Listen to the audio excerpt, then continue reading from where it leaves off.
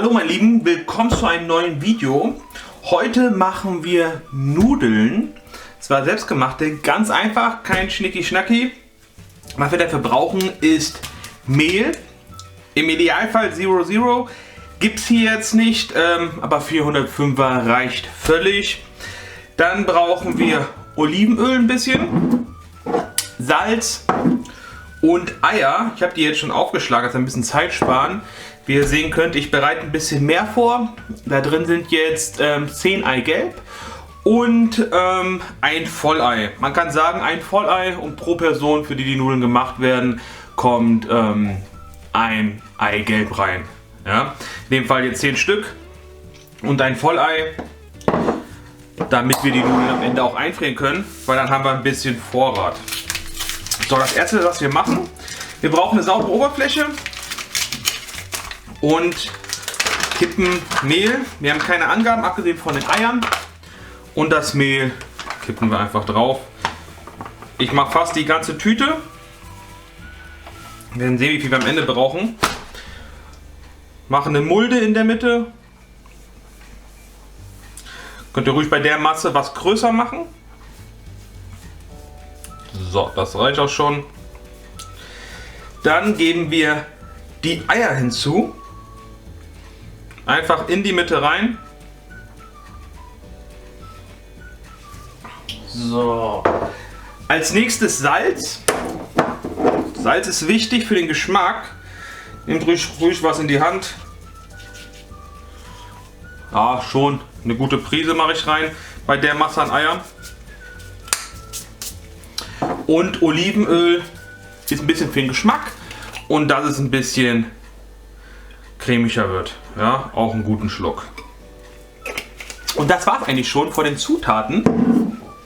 Als nächstes fangt an mit einer Gabel und jetzt fängt ihr an von der Mitte aus, holt ihr am Rand immer ein bisschen Mehl und vermischt das Ganze, bis die Masse immer fester wird.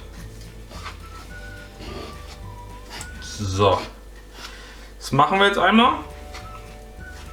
Geht relativ schnell. Immer wieder was hinzu. Vorteil ist eben auch, gerade jetzt, wenn die Regale in den Supermärkten leer sind, könnt ihr das wunderbar vorbereiten und einfach einfrieren. Und ihr könnt euch dann selber aussuchen, was für Nudeln ihr macht. Ja, wir machen heute ganz normale Tagliatellis. Das ist am einfachsten jetzt für den Anfang. Mit der Nudelmaschine, zeige ich euch später.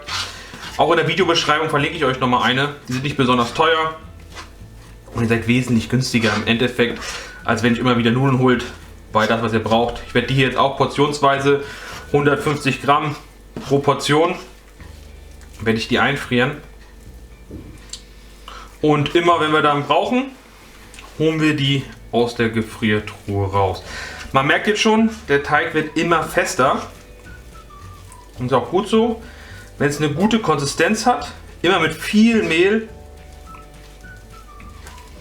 Ja. Wirklich viel Mehl immer. Kann man eigentlich nichts falsch machen.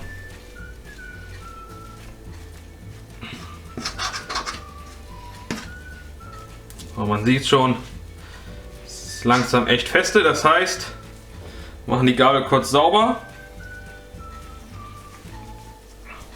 Und dann fangen wir an, das Ganze jetzt mit der Hand zu kneten. Ja. Das Ziel am Ende ist es, dass kein Teig bzw. kein Mehl mehr am Teig ist. Und das funktioniert auch sehr gut. Der Teig ist wirklich weich. Er klebt auch nicht besonders. Und durch die Hinzugabe von Mehl saugt es das relativ schnell auf. Der Teig wächst. Und sobald der Teig wirklich vollständig gelb ist, man keine Mehlflecken mehr sieht, ist er fertig. Das heißt, wir kneten das jetzt durch. Klebt noch ein bisschen, deswegen kann ich noch nicht so richtig kneten. Hier auch den ganzen Teig von dem Finger weg. Vorteil hier bei den Handschuhen. Kennt ihr vielleicht schon aus anderen Videos. Verlinke ich euch auch nochmal, da habe ich auch letztes Mal auf Instagram große Nachfragen bekommen. Sind halt wirklich super, weil Die Hände bleiben sauber. Ja, und man hat weniger Arbeit im Nachhinein.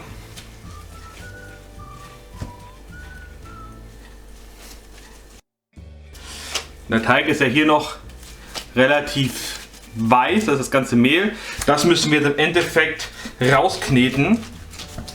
Und wenn das geschafft ist und der Teig wirklich gar nicht mehr weiße Flecken aufweist vom Mehl, dann ist er fertig und dann muss er ruhen.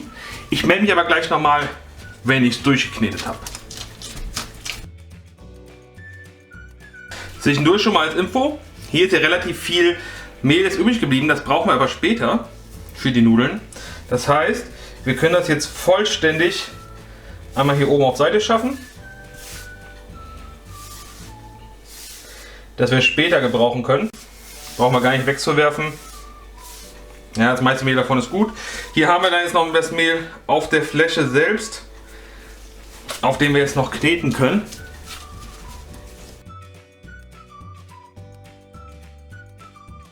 So, wenn ihr den Teig lang genug geknetet habt, macht ihr daraus eine Kugel und wie man sieht, er ist schön gelb geworden, ohne irgendwelche weißen Punkte noch. Eine Kugel, so wie er ist. Dann jetzt ganz wichtig, ich ziehe die Handschuhe schon mal aus, brauchen wir Frischhaltefolie, weil der Teig kommt jetzt, beziehungsweise wird da drin eingewickelt und wird mindestens für eine halbe Stunde bis eine Stunde bleibt in der Frischhaltefolie bei Raumtemperatur und zieht jetzt einfach durch. Ja? So, das heißt, wir nehmen uns die und packen unsere Kugel da drin ein.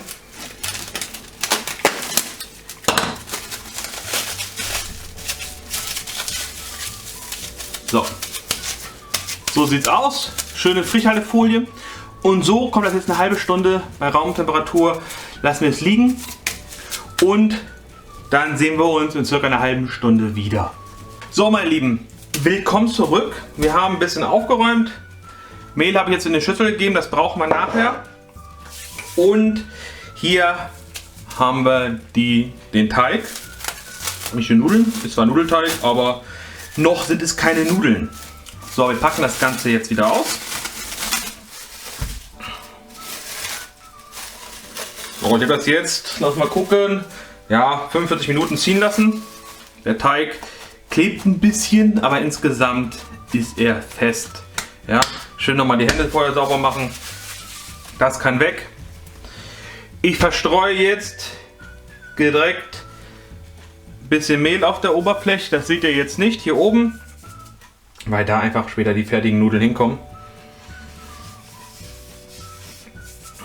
So, wie geht es jetzt also weiter? So, im Endeffekt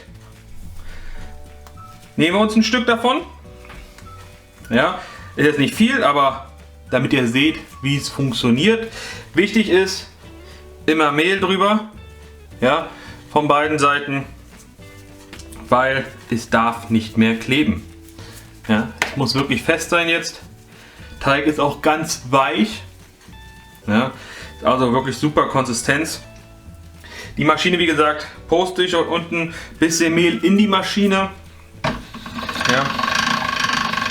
Und jetzt machen wir nichts Besonderes. Hier oben können wir einstellen, welche Stufe. Wir fangen bei der 1 an, also wirklich die größte Stufe. Gucken, dass der Teig relativ gleichmäßig ist. Und jetzt ziehen wir den eigentlich nur noch hier durch, wie ihr das sehen könnt. Dass er halt so eine flache, eine flache Fläche kriegt. Und wir machen eigentlich nichts anderes jetzt, als ihn immer wieder durchzuziehen und immer wieder eine Stufe kleiner. Ja, dass er immer schmaler wird, bis wir die Größe haben, die wir am Ende auch haben wollen. Hier ist ja natürlich die Frage auch, was wollt ihr für Nudeln machen? In meinem Fall will ich ja Tagliatellis machen. Deswegen ziehe ich die jetzt durch, bis das die Größe hat, beziehungsweise auch die Dicke, die ich mir dafür wünsche. Du kannst hin und wieder immer was Mehl wieder auf die Nudeln drauf geben, dass die Nudeln eben nicht kleben. Das ist ganz wichtig. Nicht zu viel. Ja. Gehen wir nochmal eine Stufe kleiner. Und der Vorteil hier, die Maschine die ist jetzt schon echt alt. Die habe ich von meiner Oma bekommen, wo ich ausgezogen bin. Aber du riechst die Maschine. Ich poste es wie gesagt unten nachher einen Link von Amazon oder mal gucken, wo ich es finde. Dass ihr circa die gleiche habt, die ich auch habe. Und Vorteil ist, ihr könnt hier Spaghetti machen, Tagliatelle, wir machen ja Tagliatellis hier. Ist schon fertig. Ihr könnt die auch zuschneiden. Ja, das ist auch möglich. Also alles ist offen. Wir können auch Cannellonis machen. Wir können Tortellinis machen. Also wirklich alles ist möglich damit. Wir können zuschneiden.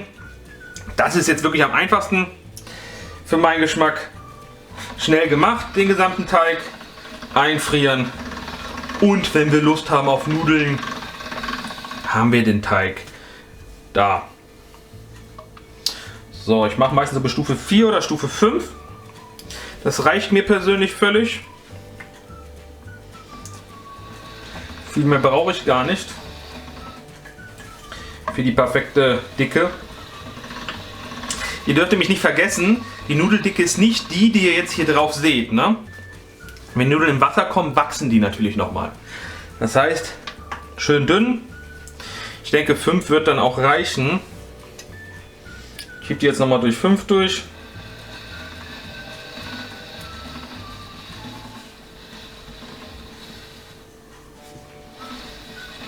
Und so habt ihr dann zum Beispiel auch, wenn ihr Lasagne machen wollt, Lasagneblätter. Ganz frisch. Ja. Hier, perfekt. Immer ein bisschen Mehl, weil dann könnt ihr die auch aufeinander legen. Da passiert nämlich gar nichts. Hier einfach so. Aufeinander.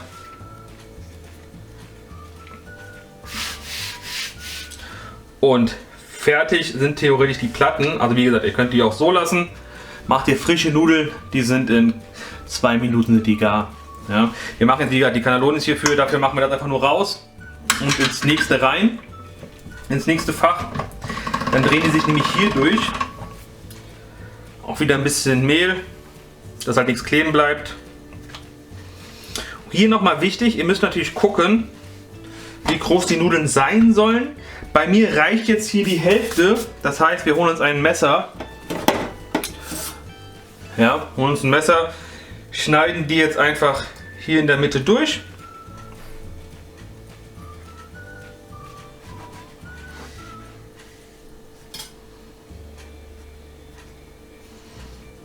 Ganz geklappt. Ups. So.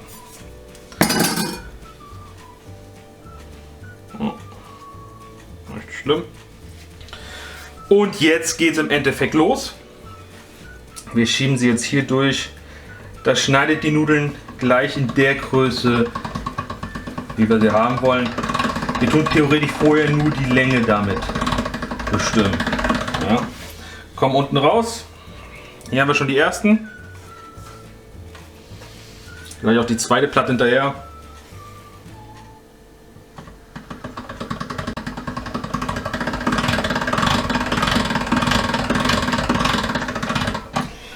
So, das Ganze bestreuen wir dann nochmal mit Mehl.